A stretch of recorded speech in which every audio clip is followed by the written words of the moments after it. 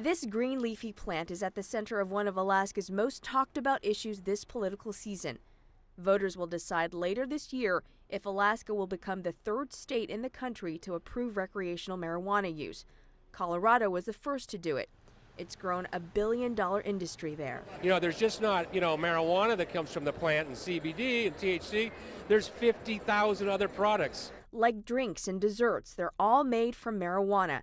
But with rapid growth comes problems. For instance, do you know exactly what is in your marijuana? We've seen pesticides, molds, mildew, E. coli, salmonella. We've seen it all.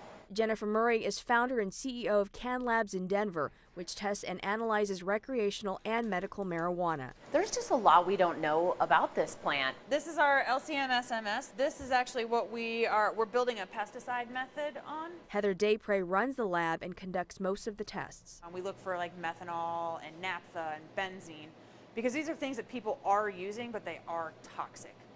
Naphtha contains benzene, which is found in paint thinner and gasoline. You don't really want to smoke gasoline? Probably not. I know I don't.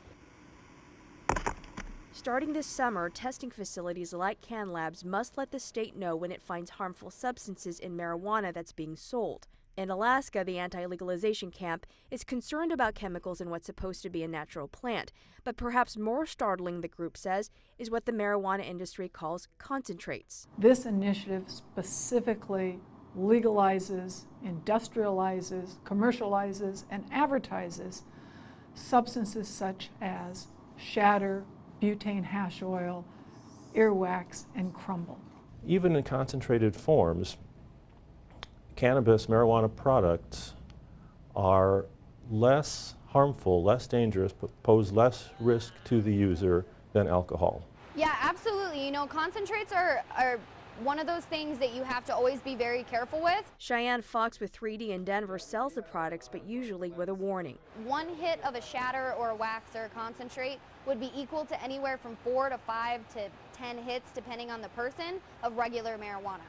So concentrates, while they can be very effective with individuals that don't want to smoke large amounts of cannabis, they can also be dangerous because you can get extremely high extremely quickly. One Anchorage man says he makes butane hash at home. And that stuff right now is going for 40 to 80 bucks a gram here in town. How popular is that? It's popular. He's a felon convicted for selling drugs, but he still sells pot, so he asked to be disguised. He grows the marijuana in his tomato garden. Because it's a weed, so you can tie it and bend it and it'll shape and it'll grow to any transform you want. You can even break the stalk, and usually the stalk will mend itself, so you can bend it. And the tomato plants are up, so I just weaved it in and out of the tomatoes. Come November, he says, he will vote yes on ballot measure 2. But legalizing marijuana, he says, won't get rid of drug dealers like himself or the black market. I think they're fooling themselves if they think it's going to go away. It's still like that. I mean, you still got people underground in Colorado, Washington.